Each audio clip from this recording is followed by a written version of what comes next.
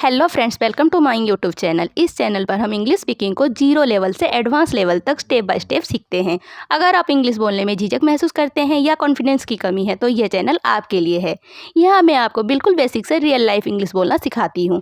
एक छोटी सी बात पहले क्लियर कर देती हूँ, यह वीडियो केवल एजुकेशन उद्देश्य के लिए है। इंग्लिश फ्लुएंसी आपकी प्रैक्टिस पर डिपेंड करती है। तो चलिए आज का वीडियो शुरू करते हैं। चलिए आज इंग्लिश की एक बहुत ही आम मुश्किल को हमेशा के लिए दूर करते हैं।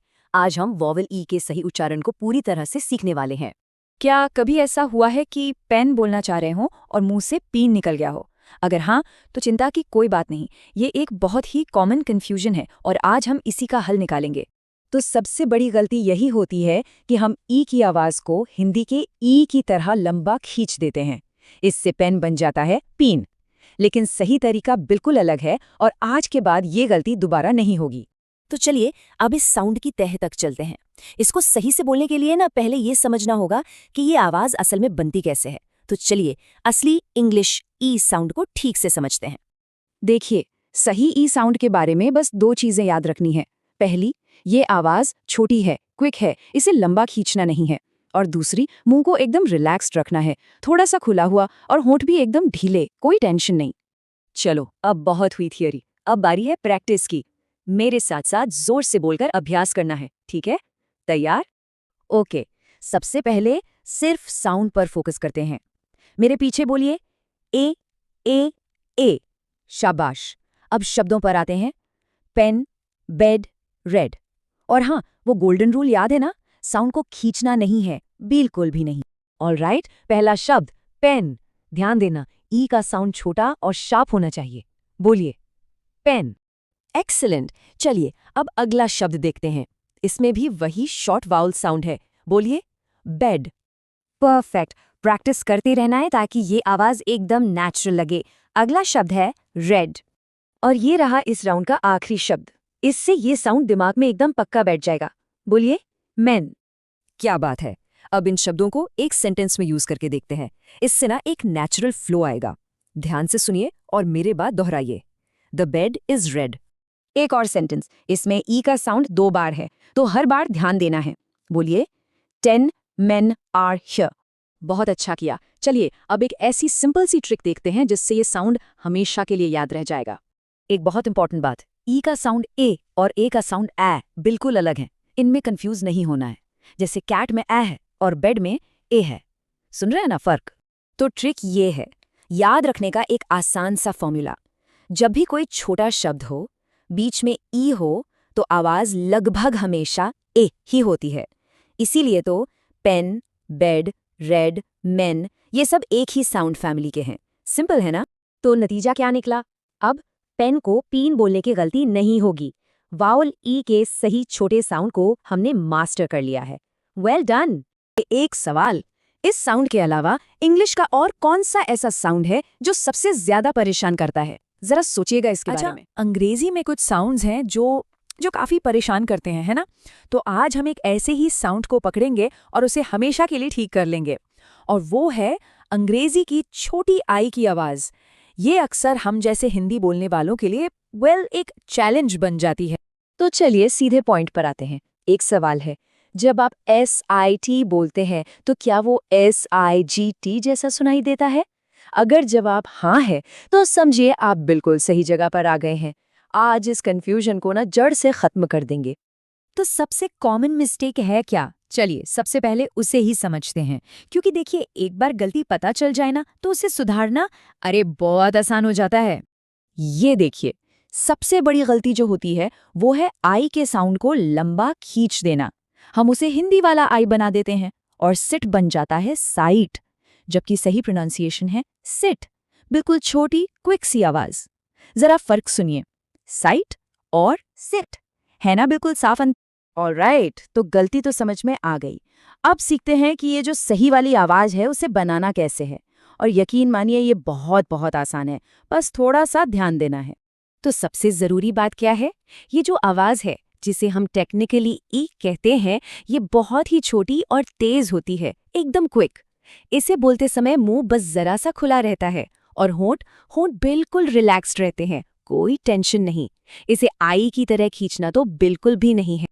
अब देखिए, कोई भी नई आवाज सीखने का सबसे अच्छा तरीका क्या है? प्रैक्टिस। तो चलिए अब साथ मिलकर प्रैक्टिस करते हैं ताकि हमारे मुंह को इसकी आदत पड़ जाए। रेडी? ठीक है, तो सबसे पहले सिर्फ साउंड पर फोकस करते हैं। मेरे बाद रिपीट कीजिए। ए ए ए। ध्यान रहे आवाज छोटी और हल्की रखनी है। चलिए एक बार और। ए ए ए।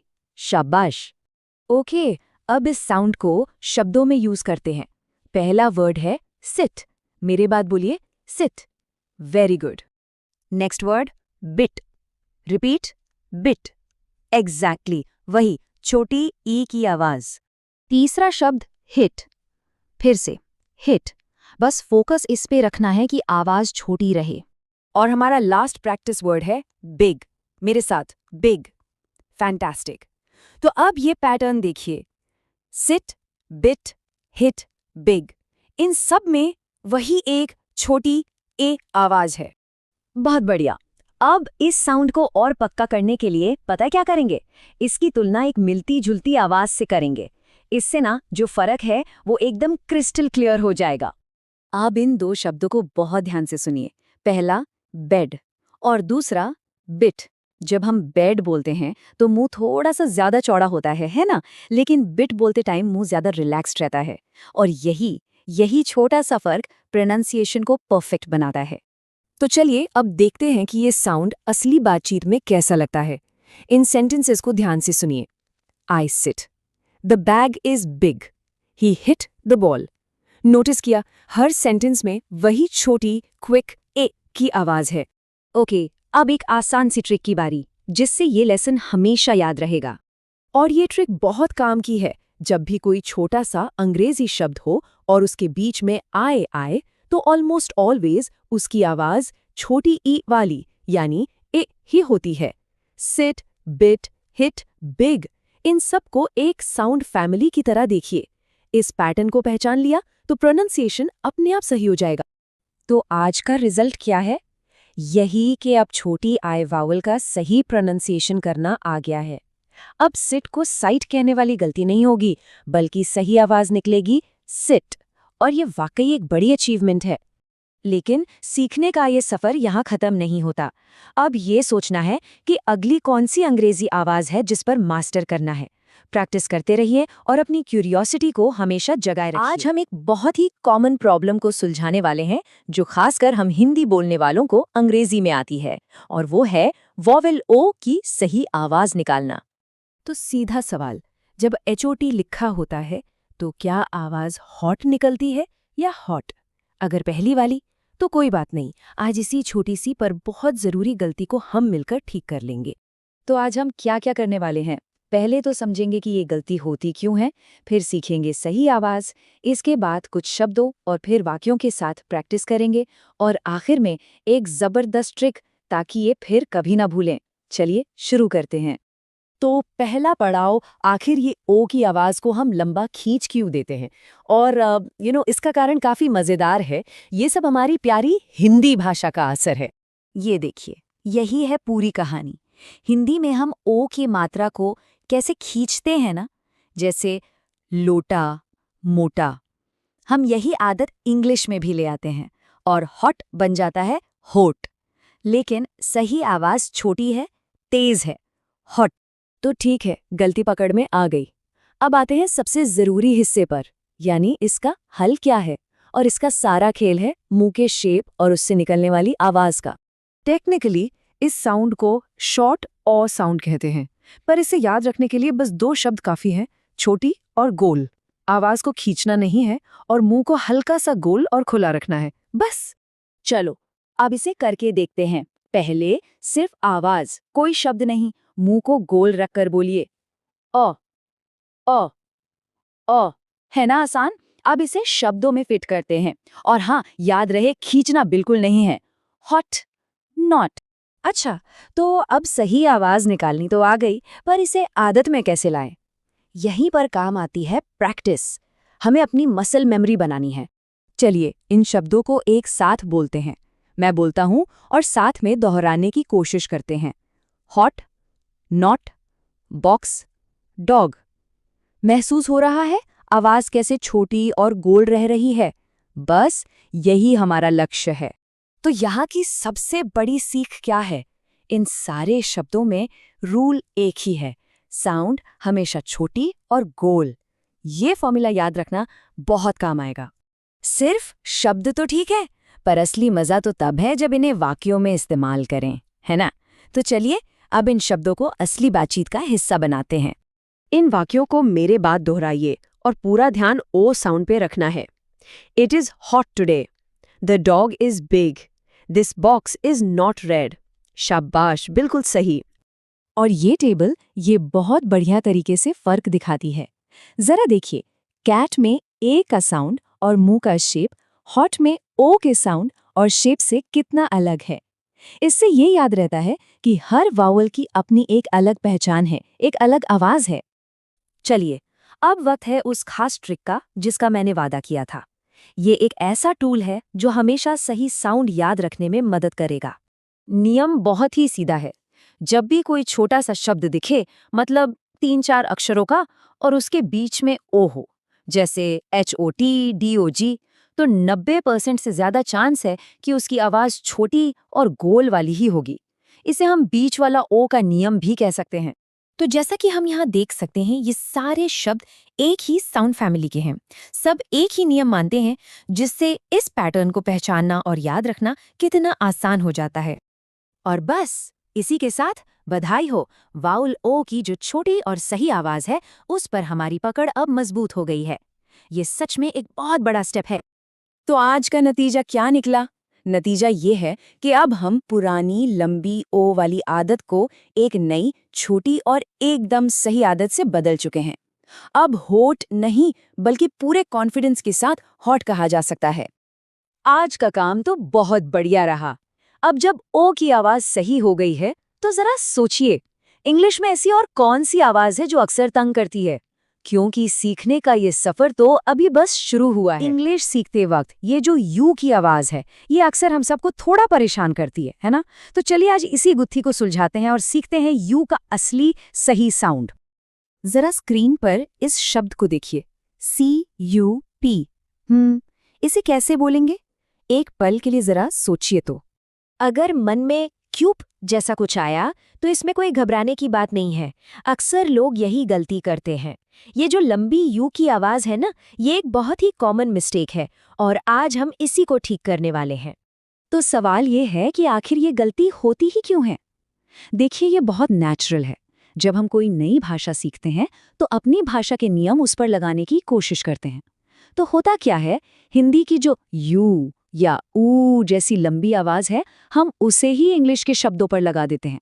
पर इंग्लिश में वावल के साउंड्स का खेल थोड़ा अलग है। तो फिर चलिए मिलते हैं असली यू की आवाज से। इसका राज छिपा है एक बहुत ही छोटी और सॉफ्ट आवाज में। एक्सपर्ट्स इसे अ सिंबल से दिखाते हैं, और यकीन मानिए, इसे सही से बोलना सीख लिया तो इंग्लिश सुनने में कहीं ज्यादा नेचुरल और क्लियर लगेगी। तो ये अ आवाज निकलती कैसे है? देखिए, ये बहुत ही रिलैक्स्ड साउंड है। बस अपना मुंह थोड़ा सा खुला रखिए और होंठों को एकदम नॉर्मल छोड़ दीजिए, ना ज्यादा गोल ना ज्यादा चपटा, बस एकदम हल्की और छोटी सी आवाज। अच्छा, तो थ्योरी तो बहुत हो गई, अब टाइम है प्रैक्टिकल का। चलिए कुछ बहुत ही सिंपल शब्दों के साथ इस नई अ आवाज की प्रैक्टिस करते हैं, ताकि कॉन्फिडेंस बढ़े। चलिए मेरे साथ साथ दोहराइए। सबसे पहले सिर्फ आवाज पर फोकस करते हैं। अ अ अ। शाबाश। अब पूरा शब्द बोलते हैं। कप। एक बार फिर, कप। बहुत अच्छे। अगला शब्द है बस। बोलिए, बस। अब सन, और आखिरी वाला रन।